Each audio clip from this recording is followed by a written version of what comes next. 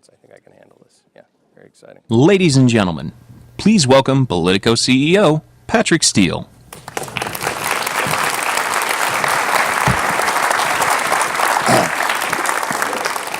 Thank you. Very exciting to be here this morning, this afternoon. I'm Patrick Steele. I'm the CEO of Politico. I want to thank all of you for joining us today for this conversation with Steve Ballmer, who's the founder of USA Facts. I had a chance to spend some time backstage with Steve, and he's a remarkable guy, and I think some of you probably have seen some of his YouTube footage. He's also a man of great energy and personality, so it should be a really exciting conversation. These CEO conversations are really designed to kind of turn the political volume down and to explore with some of the smartest people on the planet sort of their thoughts around how we can impact our policy and our democracy. So I couldn't be more excited for a conversation today with really one of the incredible corporate visionaries, CEOs, and philanthropists in our country. Just a little bit about USA Facts. It is I love this because it's very consistent with how we view our brand. It is a nonpartisan civic initiative aimed at making government numbers more available and understandable to Americans. In short, how do we take the data that already exists in the government and make it more accessible? And what will the impact of that, having that data more accessible be on our policy? Today, we're going to learn about Steve's incredible journey prior to founding USA Facts, why he came to believe that gaining greater insight into our government by understanding the data that it possesses is so important to our democracy and to our policy. Obviously, Steve is not only the founder of USA Facts, but also a co-founder of the Ballmer Group, which supports efforts to improve economic mobility for children and families, especially those likely to remain in poverty. He owns, as I'm sure many of you know, the Los Angeles Clippers. I may have a question or two for him about that. And of course, the CEO of Microsoft for 14 years. I like to point out he does have a little bit of a background in journalism. He was the advertising manager of the Harvard Crimson. So I think he probably has an understanding of what it feels like to be the CEO of Politico. So we have that in common. So without further delay, we're going to be taking questions from the audience. So please think about what you want those questions to be. I think this is going to be a pretty fast-moving process, but we want to save at least 15 minutes for questions. So please join me in giving a Steve Ballmer welcome to the stage. And thank you to USA Facts for supporting us and making this event possible. Steve?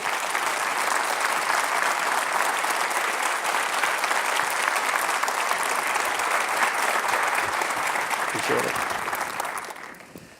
So I'm going to go right to the heart of the matter. By the way, we both, we're going to get to this, but we both brought our annual report and 10K to the stage. Hopefully you guys will get copies of that. But I want to start, and I think a lot of the people in the audience share this sort of question that I have.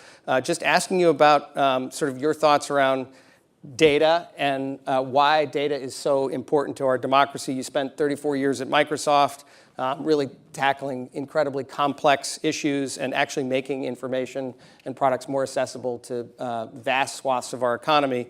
So now that you've retired from Microsoft, you obviously can do virtually anything that you want in the world. Why is it that you've spent your time focused now on data and the accessibility of government data? Yeah, about, I don't know, probably I retired 4 years ago from Microsoft, and pretty early on, I started talking to my wife about our philanthropic activities. And one of the things that I believed early on, and then I didn't believe, and then I've kind of come full circle, is, in a sense, the number one funder of everything related to economic mobility is the government. There's just not enough philanthropic dollars to fill in big holes. If you really want to help subsidize, take early childhood education, there's no way for philanthropy to do that. There's just not enough money. So the question is, how does philanthropy dovetail with what the government's doing? Is philanthropy's role to pioneer new things, run big tests, fill the holes that government won't fill? Well, in order to understand any of that, the first thing you have to understand is, where does the government money go, and what kind of outcomes is it achieving today?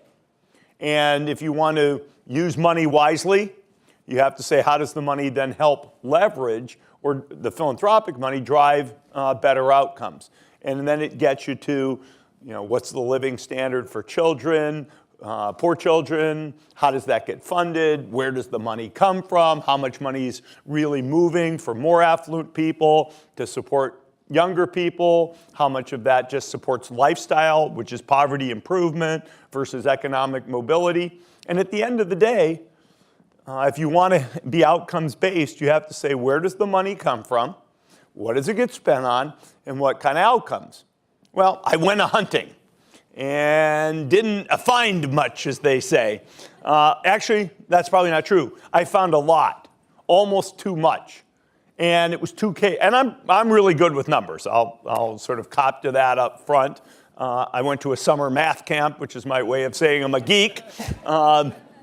And it was almost too much. There was no ability to see the forest for the trees when it came to government numbers.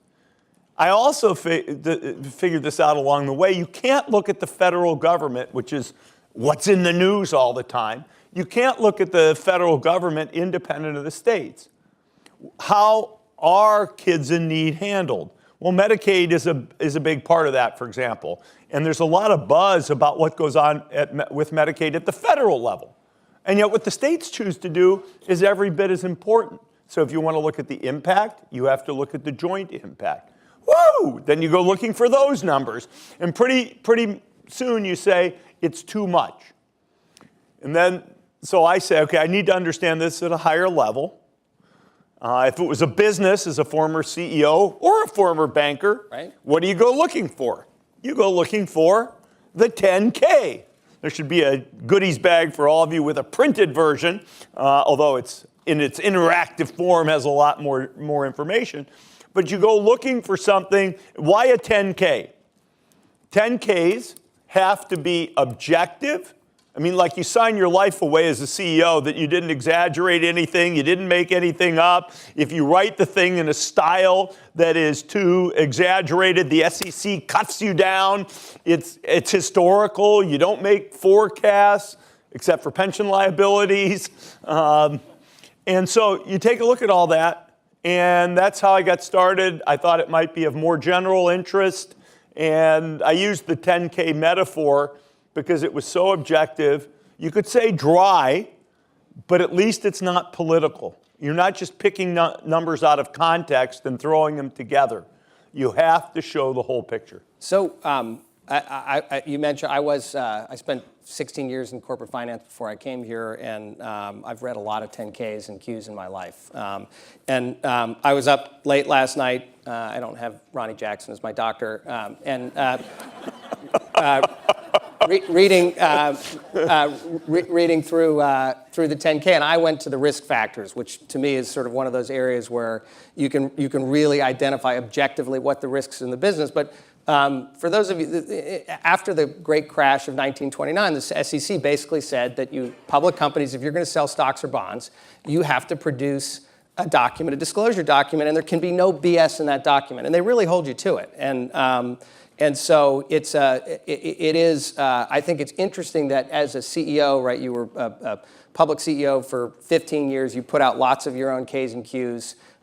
You felt like that this was the right medium to communicate with the audience. And you say, and you read through your annual report, right? You're not prescribing policy recommendations. You just believe that the American public will be better able to make their own decisions based on having the facts. And you called the organization USA Facts. Talk to us a little bit about that. Yeah, I don't, unfortunately, think we're going to get as broad readership for this document as I think would behoove us. On the other hand, what it did is it gave us the discipline and rigor and objectivity and comprehensiveness that is required by the SEC. We produced this, and then we did the next thing that a company does, which is to try to make it simpler. Grab mine. And so we created an annual report. It's got pictures, it's got the same information, but it's summarized. The thing that is nice in a corporate setting and here is we have picked certain things to present, but if you think there's something else that you need to know, we let you get at it. we only use government numbers. Why? Because our government is responsible for its own numbers. How much tax revenue came in, how much went out. It would be naive to think economists estimate that. Let's use the numbers. The government collects statistics on Medicaid enrollees or the number of violent crimes in the year. There's no better source for that data. And if our government's not doing it responsibly, we all should be holding the government accountable for that. And you in the annual report, you use a framework of straight out of the United States Constitution, right? You divide sort of our government into 4 different segments. Talk to me about those segments. It feels like business segments, so maybe your perspective as a CEO is helpful, but maybe start with the Constitution and sort of why you picked those 4 segments. Yeah. Is the mission of government to make a profit? No. So you can throw that out at the start. Some people will tell you that there better be a constraint that you don't lose a ton of money, but you don't come together to make a profit. So you have to say, we want to understand these entities, because we roll up state, federal, and local government, by the mission. So at first I wrote down, okay, like a business would, these are our lines of business. We do A and we do B and we do C. And I thought it was just as complicated and confusing as all the numbers we saw. And then one of our folks said, I know what the mission of government is. I said, oh, tell us about that. He said, look at this thing called the Constitution. Pretty good place to start in the U.S. Despite the fact that some people say it's an antique, it still drives us. And there in the preamble to the Constitution, it says government is supposed to establish justice and ensure domestic tranquility, to provide for the common defense, interestingly, not to conduct war, but provide for the common defense, which is what we really talk about in the report, to promote the general welfare, and then secure these blessings of liberty for ourselves and our posterity. And we say, okay, that is a structure. It's like GE saying we've got an engines business, a jet engines business, and a electric power plant business. It's an organizing structure. Because one of the problems I had is, how do you look at all these fragmented little pieces? And then businesses divide those one more level to something called reporting units, because there's a bunch of SEC regulations about things that are one level below. And then we just took each of those missions and subdivided it. So if you look at justice and domestic tranquility, there's obviously physical safety from other people, call that what we think of as criminal justice. We also said there's disasters. How do we help people with their physical safety in terms of natural disasters? There's people's commercial safety, employers taking advantage of employees, people taking advantage of one another financially, for example, over the internet. And then there's a special topic around child safety. Well, that seems to be pretty much everything we need to keep safe. Next, and you can go, one by one and walk through these things. So we'll dig into a couple of these a little bit more detail. But obviously, as you approach this problem, you started the organization 3 years ago. You put your first annual report out last year. This is the one you just released this week as your second annual report. You obviously looked around and realized there's massive amounts of data, but did not feel like there was any sort of central repository where you could A, find it, and B, make sense of it. Is that? That's exactly right. And we have a website you can navigate. So we let you have a few different windows. You can come to the website. We have a Twitter feed. I don't love the fact we have a Twitter feed because I feel like a politician taking numbers out of context, but at least we tell you how to dive in further. But the annual report and the 10K are sort of bedrock because they're done with a certain rigor that we're proud of. And you have a team of people based out of Seattle, your hometown. How do they sort of gather this data? What's the process? Yeah, we have actually a team in Seattle. We have a team at the Wharton School at the University of Pennsylvania. My alma mater. Your alma mater. Thank you. As well as a variety of vendors. We We use people who've already written 10Ks in their life.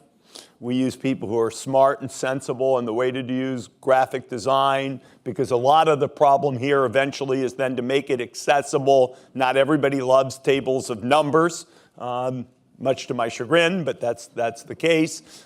We have a set of website developers, but the most important thing for the collection process is our people who understand data, scouring for government sources, deciding which government sources need to be reconciled and merged, run through that process, because sometimes you want to mix the data from multiple sources. For example, states report different statistics, spend statistics, oftentimes than the feds report on the state's behalf. That is not good. That should be rationalized. The government should be responsible. We have to pick one. And we document all this. If you want to know what we did and how we got there, it's all over the website, documentation on this stuff. So our folks do that. And then the data, some of it's in PDFs, some of it's in Excel files, some of it's in CSVs. Not very much of it is structured. And we had been bringing a lot of that information in manually. Now we have the group at Wharton is a bunch of technologists and economists, data scientists, and they've written tools so we can take these sources and almost automatically scrape the sources and put them in the database with minimal verification, additional verification needed. So you spent obviously 34 years at Microsoft. You developed the Microsoft operating system that basically, for generations of America, it gave them access to computing power, when previously it was I think, much less accessible. How does, you obviously towards the end of your career at Microsoft, you were starting to push into the cloud, which is sort of the next generation of the democratization of data and allowing millions of Americans to find a place where they can store safely and store their data. How did your experience sort of as a CEO and as an innovator at Microsoft sort of enter into your thinking about the construction of this data? And I guess what I'm getting at is, why do you believe that having more data in an accessible place is a good thing for our country? Yeah, let me break that into probably three pieces. Piece number one, as a product development process, it seems kind of similar to me. You do a version 1, you do a version 2. If you're Microsoft, you get it absolutely right by version 3. We're about version 2 right now. We'll get to version 3. But you have a cadence and a pace. It doesn't mean you're not changing things. In the world of the cloud, we can update these things far more rapidly than we could. We take that as kind of a framework. I think of what we're doing with the team at the University of Pennsylvania at Wharton is really building our platform, our operating system. By collecting all this data and putting it together, we can spin products, but the goal over time will be to let third parties actually write programs that take data out of the database and do analysis, so that people don't have to run around and sort of scrounge this data. So even if it's a reporter or a data scientist doing a presentation for Politico, or whether it's an economist who wants to pull the data, we want to bring it, centralize it, organize it, and let people use it. We want to be able to be the back end to search engines, so that when you pose a question to a search engine, you actually get an answer. We want to be a basis for which people can go do curricula. It turns out it's interesting. When you're in school, you learn a lot about the structure of government. We have 3 branches, separation of powers. That's all important. But if you actually ask a student who graduates, what are the pieces of the government as it operates today, and how big are they, and how much taxes are you likely to pay for it?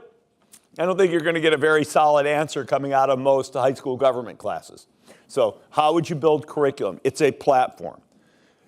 Second piece is really what I'll call the marketing piece. I don't get involved with products that nobody uses. This is not a vanity project for me.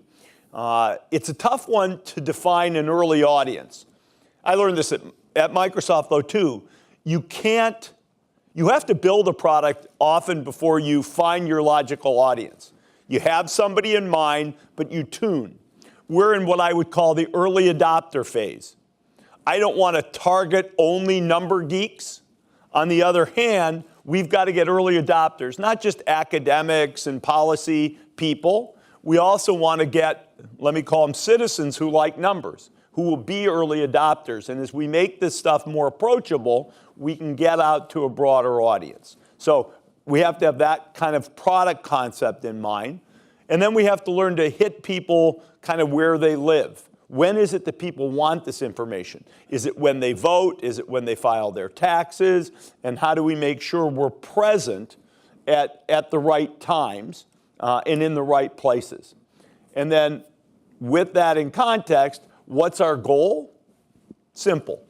I think it is twofold. Number one, we think citizens ought to have enough perspective to intelligently assess either an issue and then from assessing the issue, boom, they ought to be able to talk to their representatives in Congress and Senate.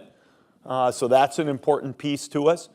I'd flip it around, though, and say we also view it as a mission of ours to try to drive better data from government and more use of data by government in its decision-making processes.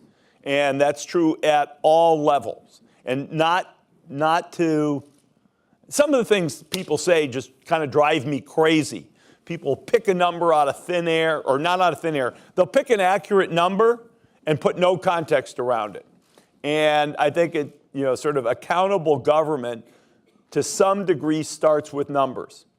How many government decisions don't have to be implemented by changes in taxes and spending? How much do citizens feel they understand about the outcomes of spending, let alone how much do politicians understand? I'll give you a set of facts to think about. Our spending on education has gone up dramatically as a country in the last 37 years. Dramatic, I don't like adjectives. Dramatically is in the annual report that we gave you. But the way to think about it is student-teacher ratios have come down. They've come down to about 16-1 from north of 18-1. That's interesting because most people in this audience, I'll bet if you have kids, you'll say, what? I don't see shrinking class sizes. This doesn't make sense to me. If you look at educational outcomes, as measured, for example, by proficiency in reading at math at the 8th grade level, it's only 33%. Gosh, we're spending all that money and nobody's learning to read at grade level proficiently? And then you see graduation rates going up when reading and math proficiency is flat. You tell me how you feel about the growth in expenditures on education. Everybody will say, oh, education's number one, we have to spend. I tell you, we have to spend on outcomes. We have to drive outcomes, not just drive spending. And what does this all tell you? And what might it tell you in your state election or your school board election locally? So you're very careful to say in the annual report that this is not a policy prescription. And you just made a great point. You just said, here's the data. We've gone from 19 to 16 in the classroom. We've increased our spending per student by probably double. And yet, 35% of eighth graders are proficient in math, but we're graduating. To me, it doesn't really add up. And so is the goal to just sort of make a pretty broad audience aware of those data points so that other people jump in to try and figure out how we can improve the process? Do you know what I mean? By pointing that, is that the goal? Yeah, let me give you, I'm not an expert in education. I know that's true and that bugs me. Is the answer we don't pay our teachers enough? Some people think so. Is the answer we pay our teachers too much? Some states are squeezing teacher pay. Is teacher pay really not the big issue here? Is it a mix? Is this just a demographic shift to who's in school? And we have more poorer kids as a percentage in school, and they have issues that are outside the classroom that are affecting academic performance. Is that part of it? Eventually, we got to get the data down to the school district level, because I'm sure what we'll see is there are some pockets that don't perform as well. So for me to say, this is the answer, I'm not an expert in education. Nor am I somebody who's supposed to tell you, let's go pay our teachers more, or let's pay our teachers less, or let's increase class size. One of the things I want to get in the report is what's the split between special education students and so-called advanced learners? Is that something that's driving cost? Different people will have different perspectives. If you have a special needs kid, you're going to have a perspective. If you don't have a special need kid, you might have a different perspective. I'm not going to opine on that. But your belief is if we can harness the data, if we can sort of present it in an accessible format, that's a starting point for the debate. Right. And part of what I want to do in our next phase is actually then take the data and frame the issue. Frame the issue, not propose the answer. I will cop to this. This is a policy position. I think we got to balance our budget. I do. That's just, I'm a business person. Sorry, it's just in my blood. We have to do that. But I'll be silent about whether we should do that with spending cuts, increased taxes, some mix. The political will of the American people has to figure that out. I hope, this is policy for me, I hope, and I won't give a lot of policy, but at least people have to understand where the major levers are on both spending and on taxes. People say, well, the states all have balanced budgets. You can see from our report that there's a little speciousness to that, because the federal budget fills in so much things in the states. So we just get the federal government to borrow, run deficits, give the monies to the states, and the states can say, hey, our budget's balanced. So it's not pure to say this is just a federal problem. So what would you do with state taxes, for example? Where do they come from? When people have the discussion about who pays taxes in this country, people do ignore things like sales tax, I'll tell you that. Even payroll tax, people ignore. Would it surprise you if I said the percentage of money that poor people pay in taxes exceeds their income? It's actually the opposite of what sort of the public rhetoric is. Why is that true? Because people don't include sales tax, payroll tax, et cetera. So for the people in the audience that have gone through the report, I did last night. I literally went through the 10K and I clicked on I found some fascinating information that I had never sort of fully understood before. A couple of examples for me. 28% of the land in the United States is owned by the federal government. You have a whole section on property where you essentially provide an audit of Bureau of Land Management, National Park Service, Forest Service, et cetera. So that was kind of a fascinating. Why is that sort of something like that? Why is that a valuable data point? We followed corporate 10Ks, and corporate 10Ks say you list the properties that you own. So we were true to our principled magnetic north. You might not say it's the most important thing in the report. On the other hand, hey, I found it interesting too. Obviously I did, right? But I would say, and somebody will ask the question, is that land being used in the best way, both in terms of the environment, in terms of the economics, in terms of everything else? Again, I'll be silent on the point, but for some people, that may well be important data. So a couple other things that, and I'm sure we'll get specific questions from the audience in a few minutes, but a couple other things that jumped out at me. 300% increase in the number of people incarcerated from, I think 1980, from 1980. 300%. We now have 2.7 million people at this exact moment in jail.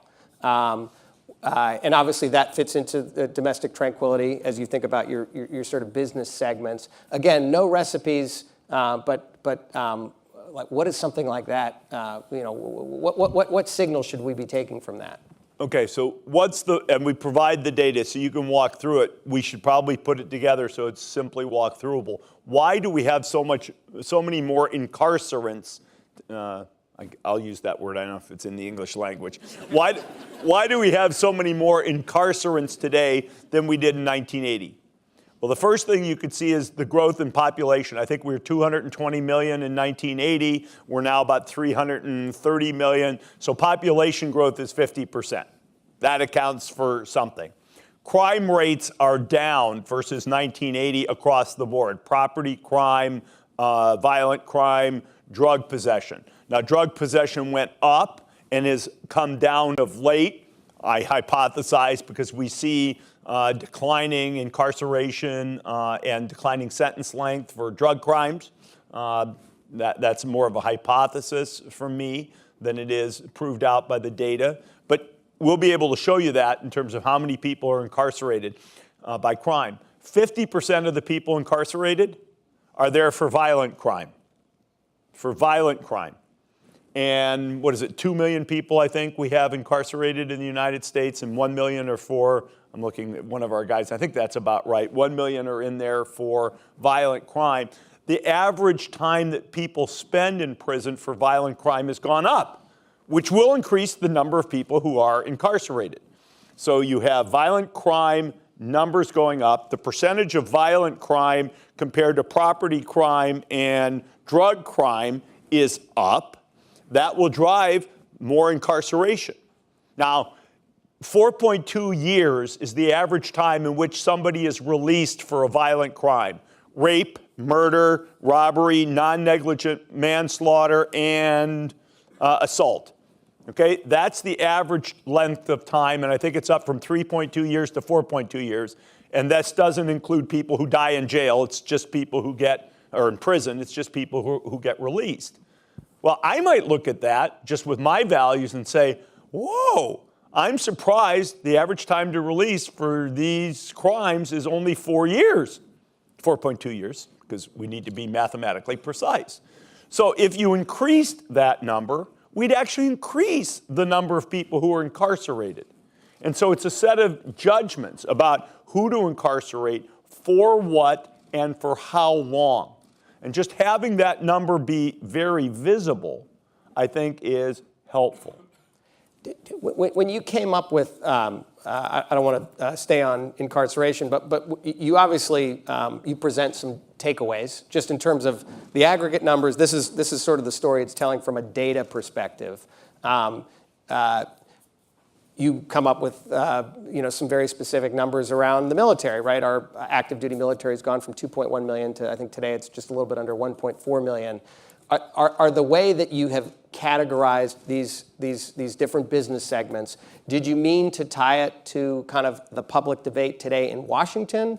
Or were you thinking more in terms of sort of, longer term, thought leadership issues that we need to grapple with in the future? I would say both. I mean, as a citizen, if you told me that the size of our active duty military, this doesn't include the civilian military, was down that much, surprising to me. If you look at the changes in active duty military through the Iraq and Afghanistan conflicts, very small change. And yet we know there was a big surge in total defense spending.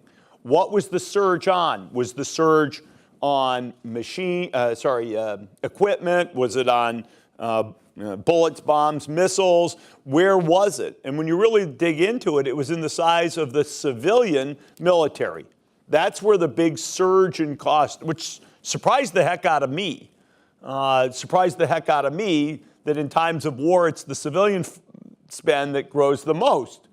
I'm not sure it's wrong, but it's like, wow, this is intriguing to me.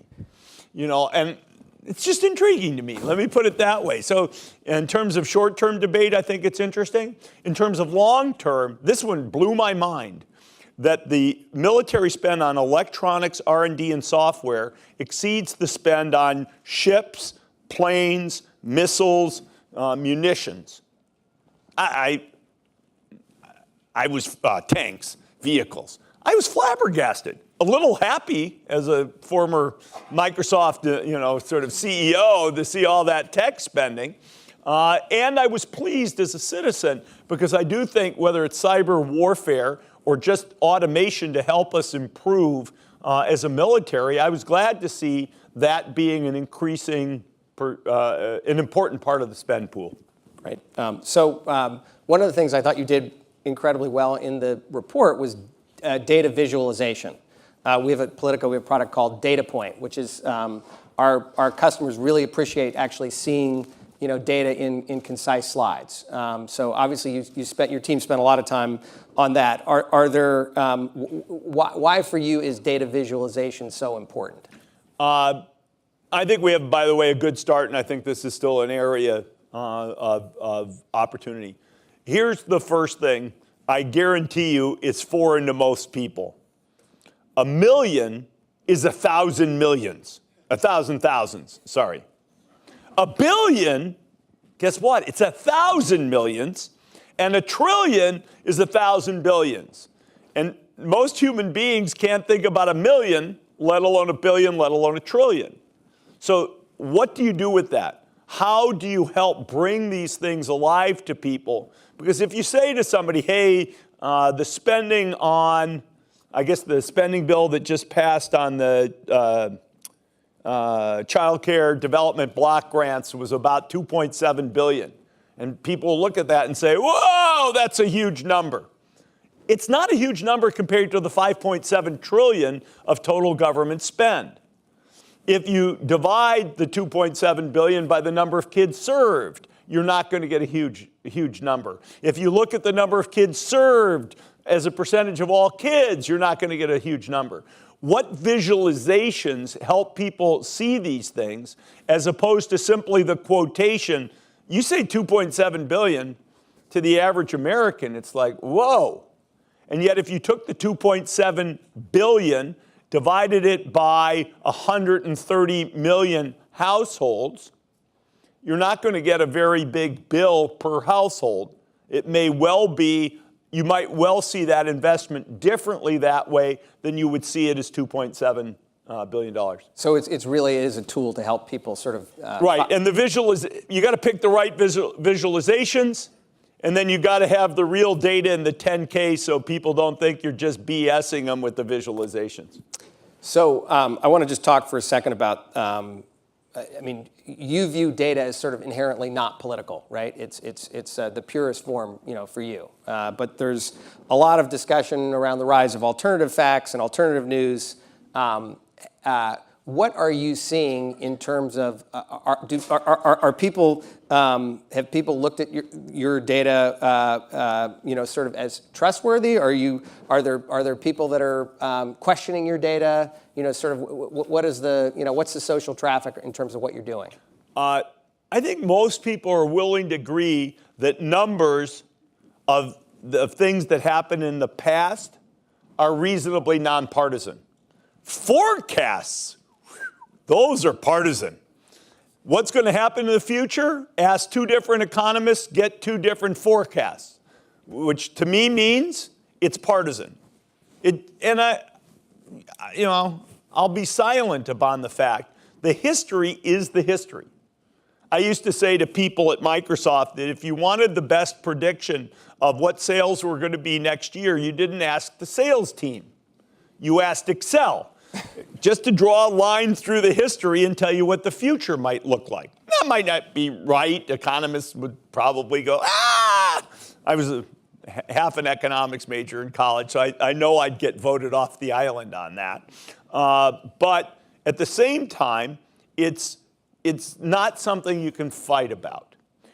The only pushback I've gotten from this was from one fellow who said, we use the official poverty measure rather than the supplemental poverty measure in our report. The truth is, we provide both pieces of data. We feature the official poverty measure because government programs for eligibility use the official poverty measure. They don't use the supplemental poverty measure. So we use it more frequently in our reports, but we provide both. That's the closest thing we've seen to accusations of partisanship.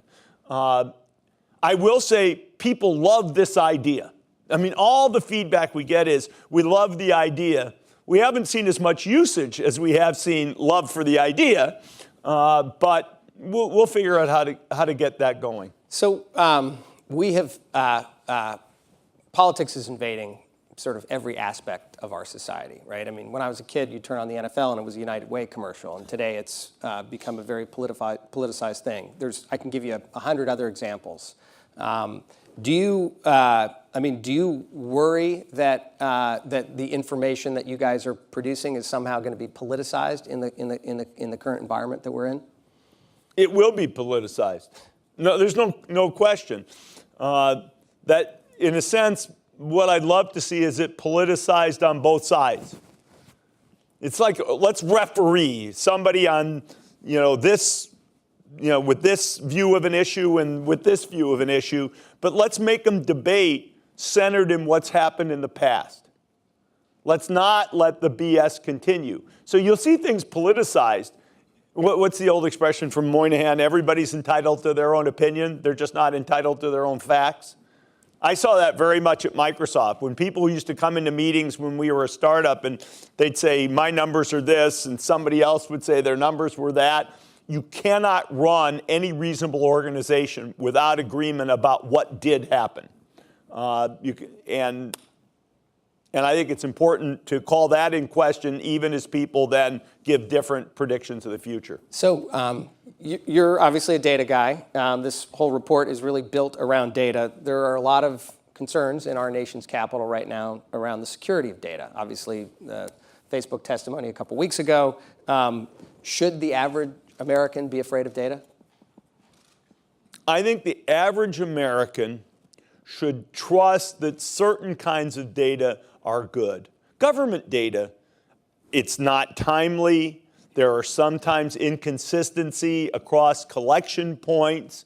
Almost all of it turns out to be audited as it relates to spending and expenses, not the outcome data. So the crime data, for example, doesn't have the same level of audit. But we have really professional people in this country doing really good work. I had a chance to meet with the Comptroller General of the Accountability Office, the GAO. Gosh, there are people doing really good work. There are people at the Census doing really good work, the Bureau of Economic Analysis. We ought to respect the professionalism. And if a politician doesn't think the data's good, I don't hold the people at the Census Bureau. If you don't think the data that you're using to make decisions is good, then you have an obligation to get back at supporting those people and demanding rigor. Of course, in our country, I think it's probably fair to say the statisticians at Census know their data better than the politicians. Probably a fair thing to say in general. But decision makers in any organization or any set of organizations have to hold their teams, in a business it would be the financial team, accountable for having good data. And so it drives me crazy when politicians say, we can't trust the data. If you can't trust the data, it is your job to fix the data. You own that problem. You are not independent of that problem. Sorry. No, it's an issue on which I have some passion. So as a leading public figure in our country, I'm going to go back to the question a little bit. I would like your opinion. I'm sure people in the audience. Should average citizens be afraid about all of the data that is out in the ecosystem?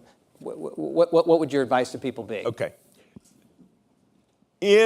So now I'm sort of off government. A little bit. I want. It's a little off, and that's fine. We live in a world where everybody is allowed to publish their own data, including what they post on Facebook. I'm allowed to go on Facebook right now and say there's a hurricane in D.C. I can say that. It's not true, I don't think. I haven't been outside in the last 25 minutes or hour, but I can say that. And that should probably not be censored.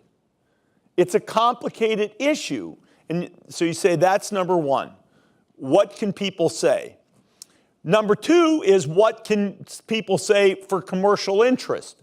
That can be more regulated than what people can say.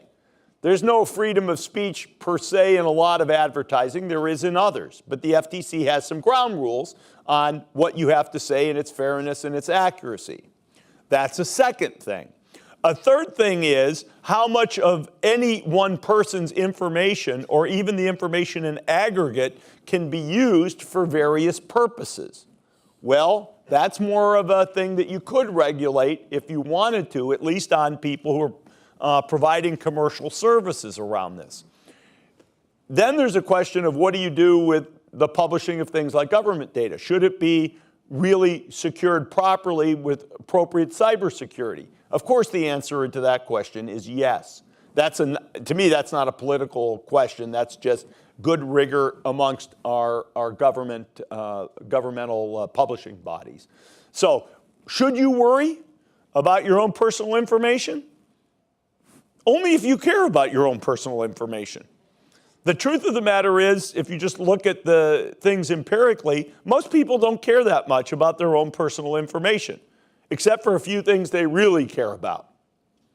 And if you have something you really care about, I wouldn't put it out on the internet too much. I'd mostly keep it relatively private. But Facebook's earnings came out, was that yesterday?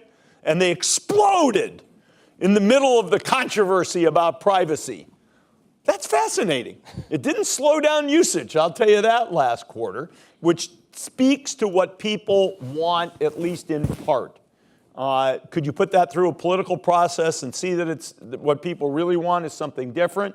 That's fair. That's part of, I think about the twin towers of America as being capitalism and democracy, and they're both ways of sort of distributing power out either to the consumer or to the citizen. And where democracy and capitalism meet, there can occasionally really need to be some regulation. A couple of quick questions, and we're going to go to audience. Could you ever imagine working directly? You mentioned a couple of the Bureau of Labor Statistics. Could you ever imagine working directly with the government? We think it's important that the numbers we use be official published numbers. We don't seek private sources, but do we have thoughts and ideas about how some of these things can be presented or done differently? We will share, we do share, and at the same time, if we're making mistakes, somebody thinks we're making a mistake, portraying government data, which we work really hard not to, we'd always take that input. We've actually asked folks from the Treasury Department, from the GAO. We let them read our stuff in advance just to see whether they think we're completely off base. And are you getting good feedback? Yeah, we get good feedback. Got it. Interesting.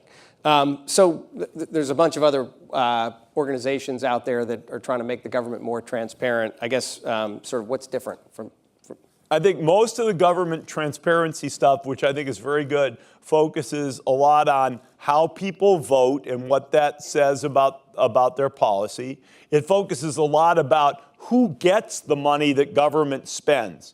What vendors receive government contracts, what geographies receive transfers from the federal government. All good transparency issues, just not our transparency issues. Got it. Okay, so we're going to go to the audience for questions. And are we just doing this by hands? And do we have mics there? Okay, so mics over there. Our first question, please. Yeah. Do you find that data... Mike's coming. Oh, sorry. Do you find that data is getting harder to get? And a couple examples. With the change in administration in 2016, a lot of climate scientists did hackathons to pull down climate data so that it wouldn't disappear under the new administration. And what do you think of Scott Pruitt's recent decision to ignore data in making policy? Two things. Number one, it turns out, and I think this is a shame, it turns out between most administrations, things get lost. I thought it was just this administration when we first saw some things go away, but then it turned out some things went away under the Obama administration. It's all crazy to me. I think as citizens, we have a right to demand kind of protection and independence for what's published and how it's published. I think that's very important, and I worry about it. So let me say that as a general point.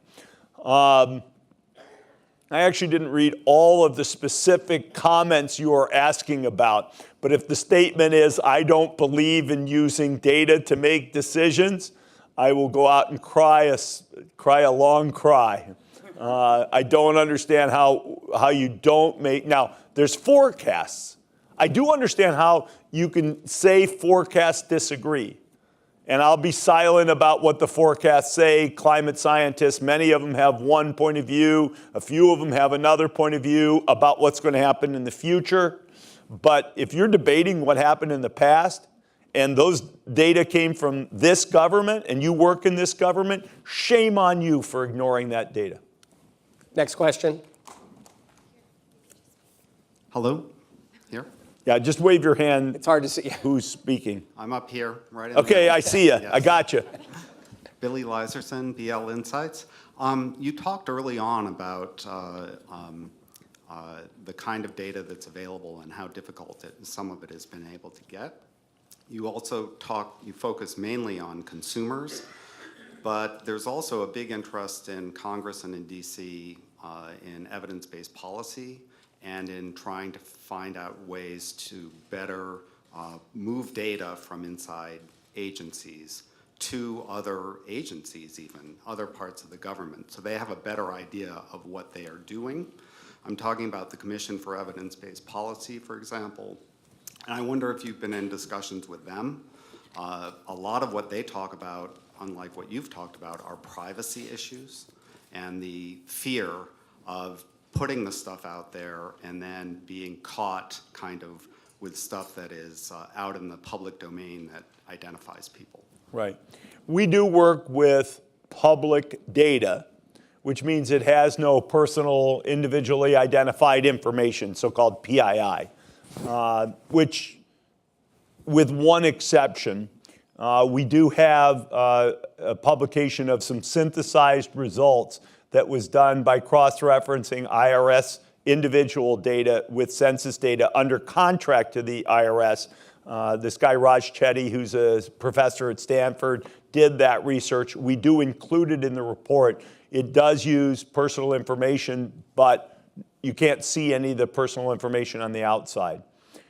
Sharing data at the aggregate level, it's crazy if agencies don't do that. We can kind of do that. Sharing individual information, one of the protections I think most Americans think they have in their privacy is that there's very few places where all the information about me is integrated, and yet sometimes the best way to help somebody is to be able to see all the information relevant to them. Take a kid who is born in unfortunate circumstances, who may get some help from a Head Start program, an after-school program, their disciplinary records in schools. All of that may be helpful to deciding what the best thing is to do with the child. And at the same time, you will have parents who worry about that record, the kid's record, being pulled together and made public.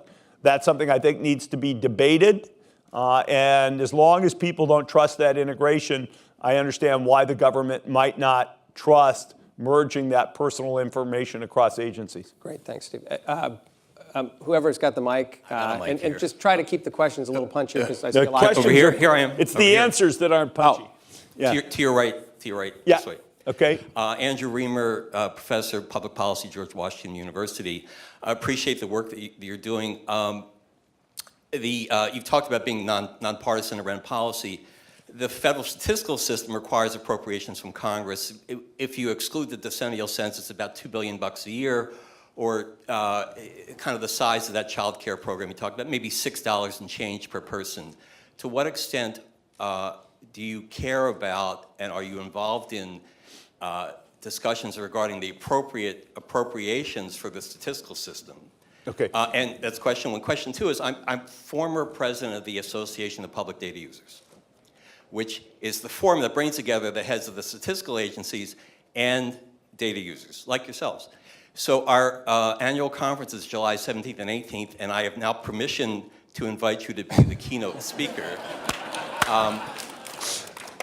I'll get somebody to give you my contact information. We can figure out whether it works. As to number two. As to number one, because I'm going to keep it moving. As to number one, here's the problem with the debate around the statistical data. I think it needs to be well enough funded to get the work done. The problem is, I don't know what that means. I know that people doing something always like more money, and yet I might ask, are we using the right technology? Is that all advancing with the right pace? So part of the problem you have is, is the problem there's not enough money? And I don't know enough. Is the problem there's not enough money, or is the underlying technology not being applied in new ways? So I haven't taken a position. The position I can absolutely take is we need the data. Government, non-statisticians need to demand that we have the data and it's reliable and well done. And any excuse around that is not okay. Particularly, I mean, if it winds up somebody needs another $500 million, which would be a huge increase, I'd say give it to them. And not just the census. I think this applies to Bureau of Justice Statistics, BLS, et cetera. Next question. Go right in the front here. Mr. Balmer, Thomas Jefferson said, educated citizenry is a vital requisite for our survival as a free people, so thank you for this tremendous contribution. My startup, eFirst.com, connects consumers with merchants in support of community impact. It's an impact marketplace. We have 89,000 poor communities in America. Have you all considered doing like a specific report for each community to make it data relevant for individual communities? Yeah, Good how do you make the data relevant per community? I'll shorten it. And the answer is we have a lot of work to do, but one of the big next phases for us is moving down to take what's an aggregate national view and project it down to the local level. Local's tricky, because there's city, which is one locality, there's county, which is a locality, there's school district, which is a locality, and so figuring out what the most important localities are to do first is part of what we got to do. And I think you say in your report you have no idea how much they're spending in your local neighborhood on roads, right? I don't, yeah. We've got a couple minutes, so please keep them quick. Thank you very much. I'm from France. I moved to the United States. I'm a member for UNESCO Task Force since 2000. My question relates to education. I noticed that the illiteracy, whether math or reading, it's very low in the United States. We've been trying to do some work in Scandinavia and in Japan. How would you relate the dramatic situation of education literacy in the United States to what we call after school, out of school education at local level? Maybe it's not quantitative, but your idea would be appreciated. Thank you. Yeah, I think right now it's fair to say we don't have, at least in what we provide, enough data to really frame that question well. Whether the data exists, we'll see. I mean, one of the things I'd like to make as part of our next phase is to look at reading proficiency level by income, by race, and what we may find is it's worth some heavy up investments in certain populations, for example, to improve our literacy levels. I'm going to jump. I got a quick one on your risk factors. You say, I think these are fascinating. Our government's revenue and spending and our constitutional objectives may be significantly affected by social unrest. Can you talk to me about that? Yeah, I mean, look, at the end of the day, this country was formed by a revolution. And if we're going to have another one, it's a risk factor. And I don't mean that in some silly way. We don't call it that, but the back end of the report focuses a little bit on the things that could really blow up. People say, hey, look, will inequality cause things to blow up? Will the issues of race and discrimination by race and ethnicity, could it cause something to blow up? So I think there are real risk factors in the country, and we throw it out there. There are probably many other risk factors, so we cite the general case and then try to provide data wherever it's useful. So we're about out of time. You've got about 900,000 people that have accessed the report. There's, according to your data, I think 323 million people in the United States. So 322 million to go. What's next for USA Facts, and sort of how do you continue to reach into a broader audience? Three things. Number one, we do have to continue to improve our database and the amount of information we have, particularly on the state and local side. Number two, we have to do more to reach out to what I'd call key partners. Whether it's the ADPA, I can't remember exactly what you said. Sorry again? APDU. APDU, more with government agencies. We're going to try to work more with the people who push the Data Act through Congress So there's a set of people I think we have to extend our network and really talk to, because those are going to be the people who really drive this agenda. We're just a small little, group trying to do our part. We're going to have to reach out to partners. And number 3, I think we're going to have to make sure our products are more relevant and we are able to, it's a funny thing to say when you use the word market, but we need to market our stuff to a greater extent. And you'd say, oh, that sounds very commercial. Well, we're not for profit. We make no money. We take no revenue. So really, it just means what can we do to popularize and make these things more interesting, more viral, more relevant to people. Well, thank you, Steve. I believe that this is truly an act of American patriotism, what you're doing with USA Facts. I know that our audience found this to be a fascinating conversation. I wish we had more time. But thank you so much for sharing with us today. Thanks all.